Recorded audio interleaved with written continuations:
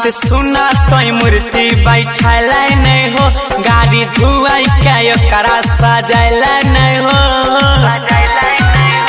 ए भैया बात सुना तो मूर्ति बैठल नहीं हो, गाड़ी धुआई के करा सजल नहीं हो। हे हो पूजा करला बाबा विश्वकर्मा के भैया तोहर भाग खुल जाता। पूजा करला बाबा विश्वकर्मा के भैया तोहर भाग खुल जाता। अन्न धन से घरवा भरता हो, कहियो घाटा नहीं है तो। अन्न धन से घरवा भरता भैया कहियो घाटा नहीं है तो।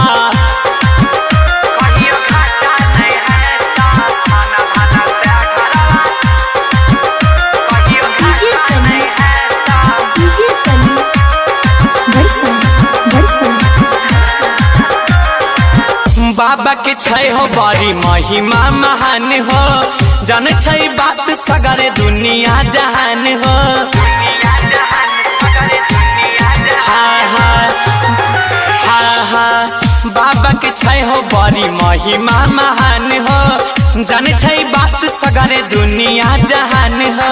रोड पर दौड़े छे घोड़ा गाड़ी, करे छे सब कोई सवारी। पूरा संसार के रचना करल के पूजे छे बाबा के सब नर नारी।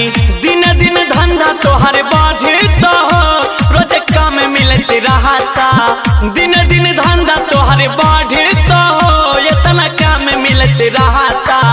अन्न धन से घरवा भरता हो, कहियो घाटा नहीं है तो। अन्न धन से घरवा भरता हो, कहियो घाटा नहीं है तो। कहियो घाटा नहीं है तो, कहियो घाटा नहीं है तो। अन्न धन से घरवा कहियो घाटा नहीं है तो।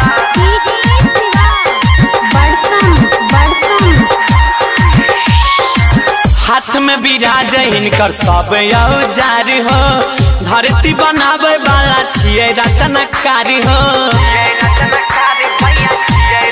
भैया आए हाय हाथ में विराज हिनकर सब औजार हो, धरती बनावे वाला छिए रचनाकारी हो।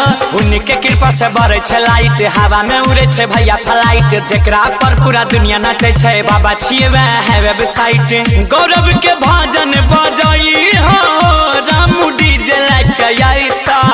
गौरव के भजन बजाई हो, सन्नी डीजे लेके आईता। अन्न धन से घरवा भरता हो, कहियो घाटा नहीं है तो। बाबा के जब भी मन